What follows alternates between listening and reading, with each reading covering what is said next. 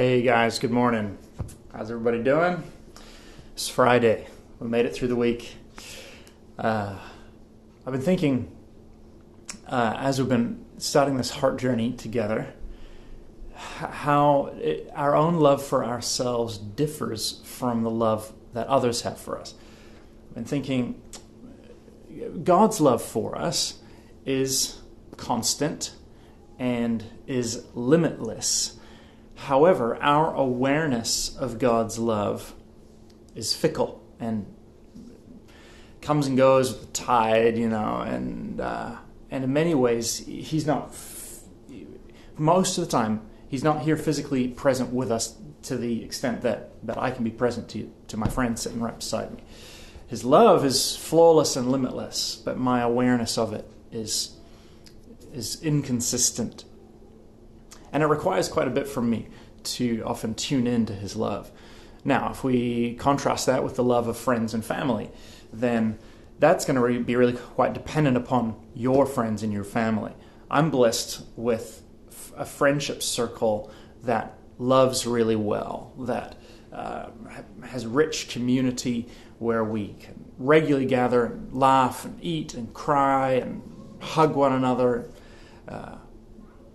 In many ways, like all the love languages are made manifest within our group of friends, and within my family, that's true to a certain degree as well. I'm particularly blessed in that regards. But even then, their love for me isn't perfect. It's pretty great, but it isn't perfect. Sometimes we forget and we step on one another's toes. We say things that we didn't mean to say or that we didn't realize would be hurtful. At the same time, my feeling of their love is fairly dependent upon their proximity to me. So if my wife and I have not really been able to connect all week, then my awareness of her love is going to be dipping a little bit.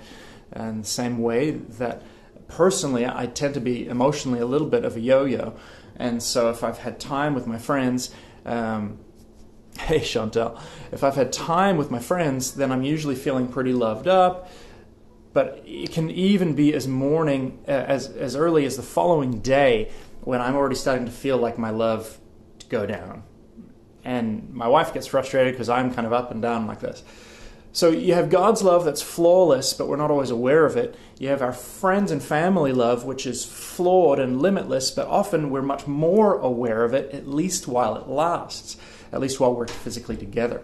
So the fascinating thing is that our own love for ourselves can be pretty constant if we train ourselves. If we take the intentionality process of loving ourselves. So for me this week, I've actually really balanced out, which is new for me. Like I said, I usually am pretty up and down. But this week I've been owning my love, which is what God said to me early on. And so that's a really fascinating thing for me, to wake up each morning, to feel the potential to already be sliding down, and to say, okay, no, hold on. Jonathan, I love you. What are all the reasons I love you for? I love you for the way that you raise your children. I love you. When you were 6 or 7 years old and we went to that flower garden, and you just wanted to smell all the roses because you were fascinated by the fact that flowers all had different smells. Your friends made fun of you, and that sucked. But I love that you love the smell of flowers, Jonathan. I think that's wonderful. And pouring love into myself, I've realized, is an act of worship. As my friend Shannon messaged me the other day, it's an act of worship to God. And how can I love my neighbor if I don't love myself? It's a pretty crappy deal for them if I don't really love myself. If I can't agree with what the Creator says about me, that I'm fearfully and wonderfully made, that I'm good and very good, and when He looks at me, He feels joy, then what kind of sacrifice am I making if I'm trying to love someone else sacrificially, but I'm not a worthy sacrifice in my own mind? Those are problems.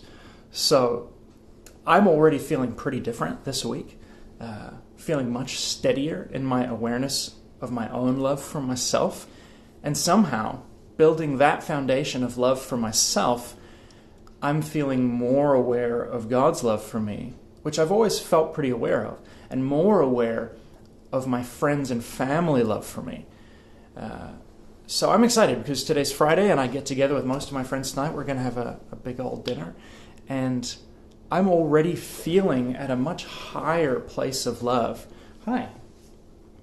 than I normally would.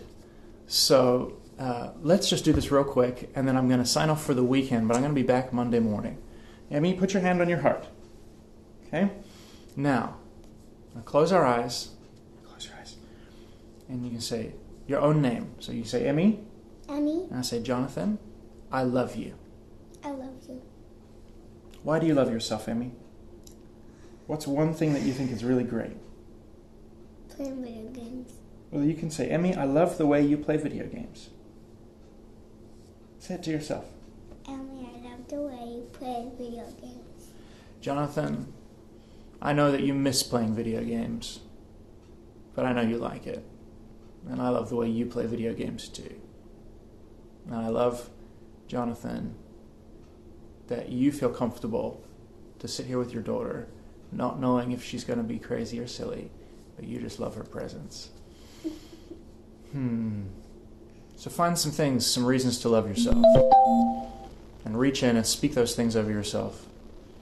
And let your foundation for love be built stronger and stronger and stronger. God bless you guys. Have a great day. Bye.